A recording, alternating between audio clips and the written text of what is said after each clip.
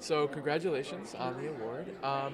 In general, what is the importance of personal finance reporting, in your opinion? I think it's important to talk about these issues because everything we deal with day in and day out, it's all about personal finance. It's all about your money. And I think the better you know how to manage your money, the more options that you have, the more ideas that you hear, the better off you'll be in the long run. It's all about education. And what made you want to become a journalist? Well, I wanted to become a journalist when I was a little girl. I remember watching the Tiananmen Square incident unfold on television, and I remember seeing Bernard Shaw reporting from Beijing. And I went in and told my parents, you know what, I don't think I'm going to be a politician anymore. I'm going to be a journalist because Bernard Shaw has more power than the president right now.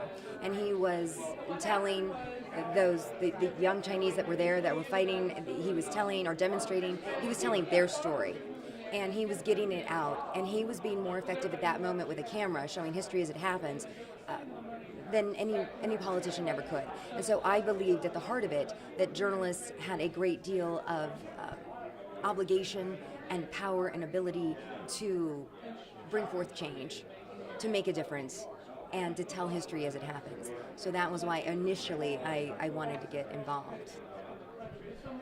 So, is there any advice you'd give to aspiring journalists?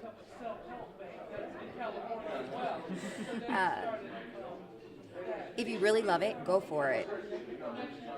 But if it's not your passion, that's okay too, because there's a lot of ways to tell. I believe that journalism is about telling stories. And so if you're a great storyteller and that's what you want to do, then go after it with all your might. But if there's other things that also excite you, do that as well, because the industry is constantly changing. And I started, 17, almost 18 years ago in this, and it's so much different from where I began, and I have no idea where it's going to in the future. We're always going to need good journalists, and if you're going to be a journalist, I say go in there and tell the truth. Go in there and be unbiased, as unbiased as you can be.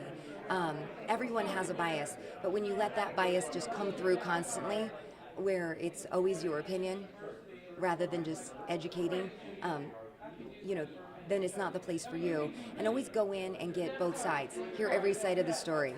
If you want to do this, make sure that you're that type of person who wants to hear it from all sides. Because if not, you're always going to get this one-sided view. And we have too much of a one-sided view out there. And we don't need more journalists like that. We need journalists who want to go back to the old school ways. Be a Murrow.